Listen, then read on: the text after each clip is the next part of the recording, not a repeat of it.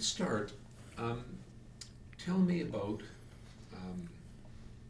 arriving in Ottawa at the time of that First Ministers' Conference, what it felt like from a First Nations point of view. I mean, what were you landing in the middle of? Well, to begin with, I wasn't in Ottawa November the 3rd to the 5th. We were in our own convention at home, November the 5th to the 7th. Yes. November 7th was a Saturday, and I was elected president of our tribal council. And the next day I got a phone call from the Nishka and said, "We've got a problem. We want you to come to Ottawa with us." So on the 9th, I was on a plane with James Gosnell, Rod Robinson, and their lawyer, Don Rosenblum, flying to Ottawa to pick up where everything had left off on November 5th.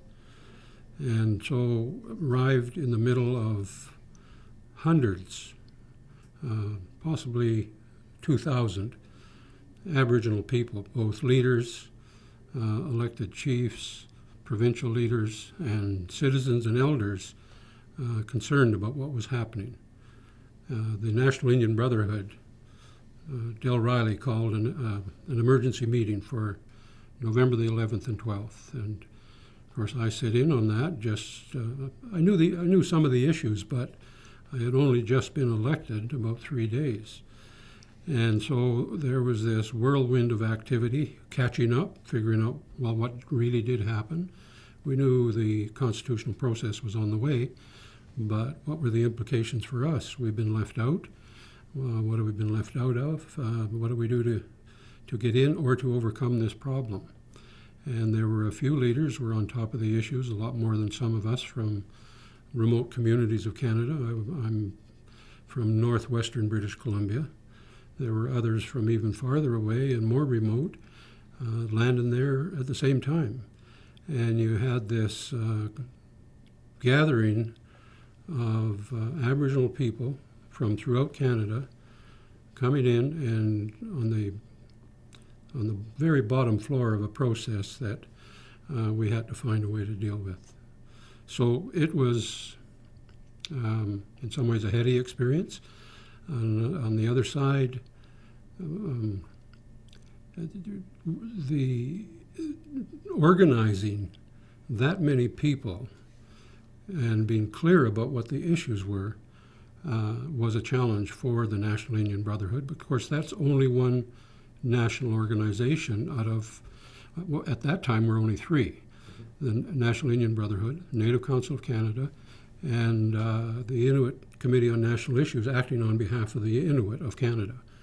The Métis were involved, but the Métis National Council, or the Métis, didn't get recognition in the Constitution until later on. And so they were active, they were formed. But in any event, so there was this whole mixing of people, some with lots of opinions, some with lots of questions. And my background had been in, I'd worked for a multinational minerals exploration company in different parts of the world, sort of a corporate environment. Here I was I'd already been involved since 1973 in Aboriginal issues after I moved home, left the company and moved home. And so here I was with a bit of a corporate background watching this attempts to develop a strategy and an approach. And so it was very, very interesting. Wonderful leaders, people we formed friendships with at that time from Ontario, the Chiefs of Ontario, the Union of Ontario Indians, Quebec groups, Billy Diamond, George Erasmus, Harry Allen, the Prairie leadership, Dan Bellegarde and Del Riley, not Del Riley, Noel Starblanket, Harold Cardinal, and then of course the Aboriginal leaders from BC, all of whom I know. It was quite an amazing what would you call it? It was an amazing process to the extent that we had to get our act together. And it was obvious there were leaders within the group who could help get that done, but we had yet to do it when I arrived that week. What did you do to start? I mean, what faced with that enormous challenge, like, what was going to be step one? Well, step one for me as a leader of the Gitxsan-Wet'suwet'en Tribal Council was, should we get involved or not? And if we're not going to get involved, what does that mean? And if we are going to get involved, what does that mean? Why should we be involved? The Gitxsan-Wet'suwet'en Tribal Council, to that point, and since 1977, had been involved in the land claims process. Other organizations where there were no treaties were also in the same position. And so, but the problem with the land claims process is, for British Columbia in particular, the Premier of British Columbia, the British Columbia government, was continuing with the policy that had been played out since Trutch in the 1800s. No recognition, no rights. You're a federal problem or issue. We have nothing. We don't recognize Aboriginal title and rights, even though the Calder case had come down in 1973. So here was the question: with land claims not going anywhere, what do we do? I'm talking now, let's say 1980, right up to the eve of the November 3rd to 5th FMC.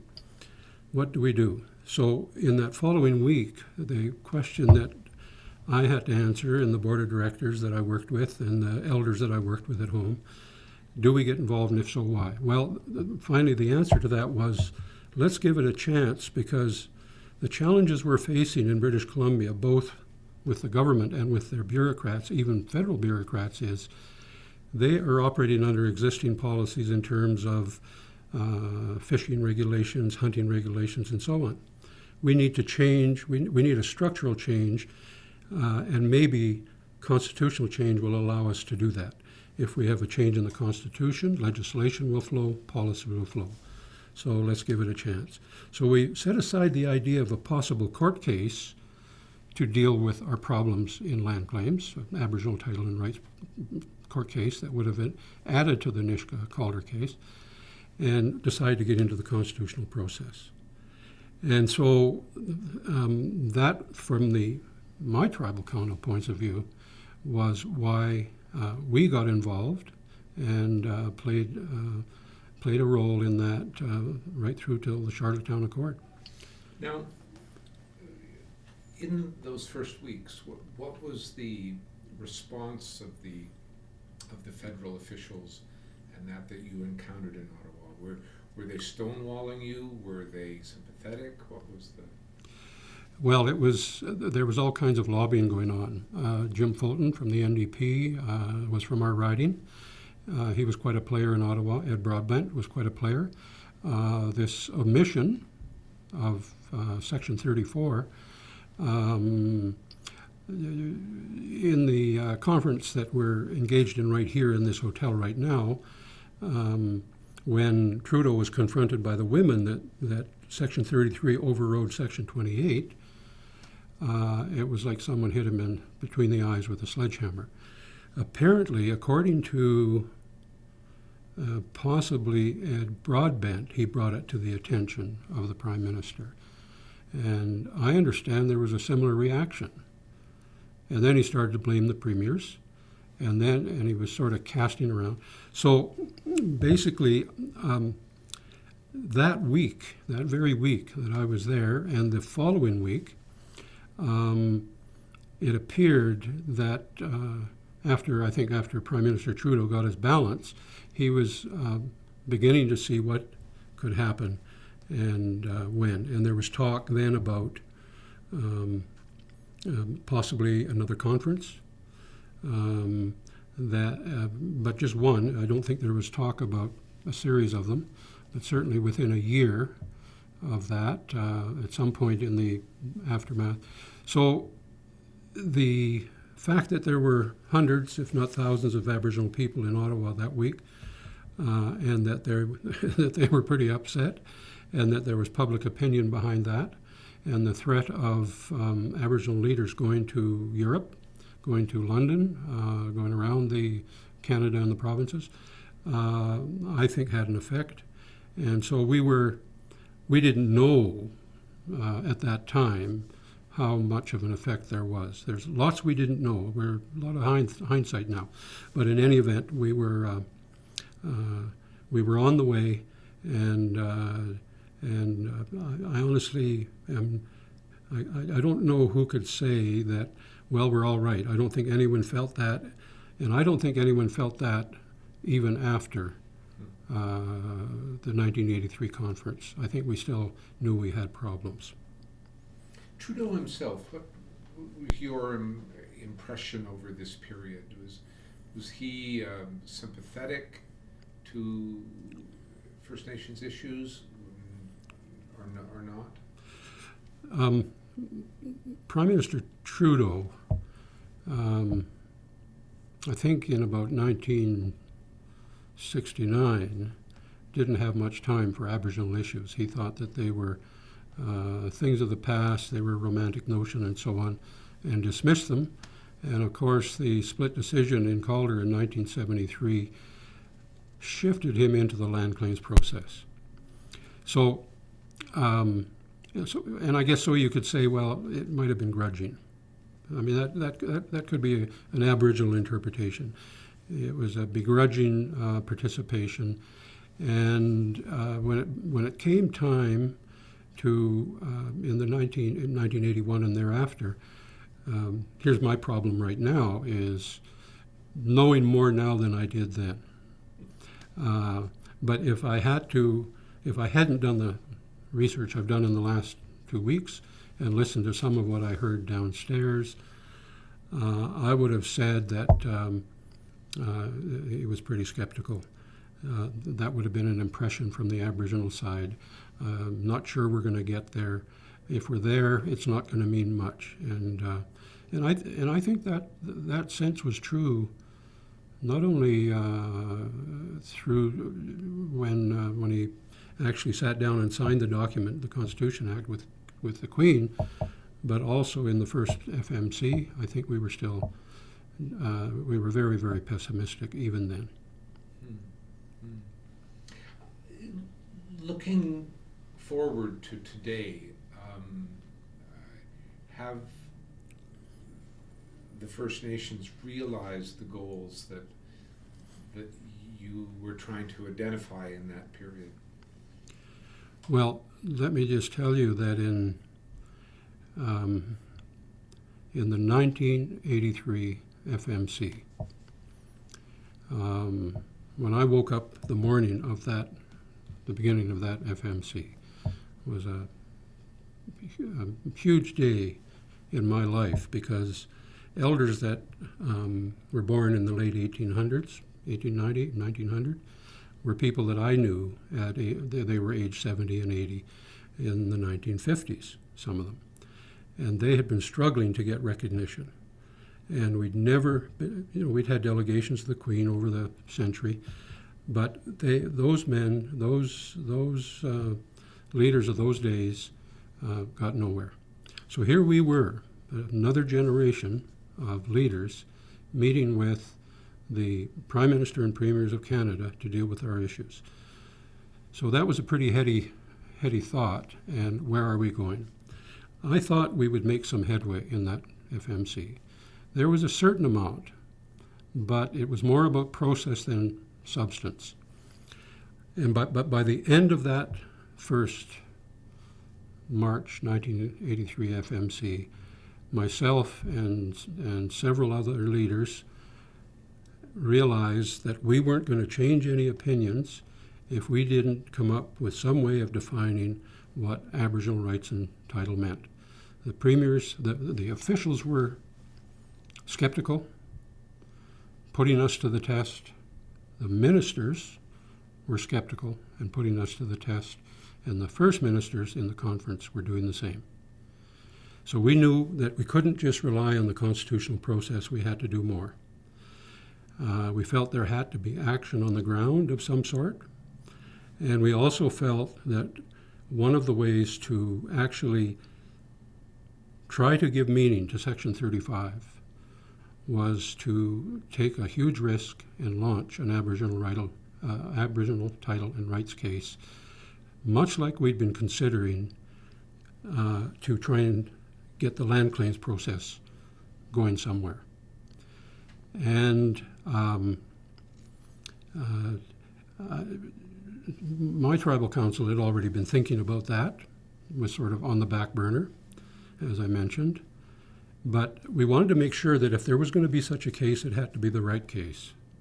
So Edward John, Grand Chief Edward John from British Columbia, Herb Norwegian from the Northwest Territories, delegated by George Erasmus, Gary Potts from Ontario, and myself cast around Canada to see where the Aboriginal rights and title case could be launched that would have the best chance of success. We literally looked at the James Bay and Northern Quebec Cree. We looked at Bear Island. We looked at the Northwest Territories, and we looked at other parts of BC. And in the end, the Gik-San-Wet'suwet'en Tribal Council, with the elders we still had, people who had lived, born and raised on the land, and had the system, the Aboriginal system intact, decided that we would launch a case, and that became the Delgamuukw court case. And it took until 1997, December 11th, 1997, for the Supreme Court decision, which began to give substance to the Constitution. So, on the one hand, in retrospect, if we didn't have Section 35, would we have got that declaration in the court? On the other hand, with what we call the empty box, what we saw as an empty box we felt had to be filled. So, to a certain extent, not just our case, but the Delgamuukw case, the Haida case, and others, Sparrow case, have done what I don't think the premiers or the prime minister would ever do, is give the kind of content. So the courts have done that. And so I think that we didn't know then that we would use Section 35 to the extent we did in Delgamuukw. But we did, our lawyers did, and here we are today. A lot of what we were trying to define in the steps leading in the officials' meetings, ministers' meetings, and then the FMC, were things we were discussing with them, but their slogan, and it was used last night, was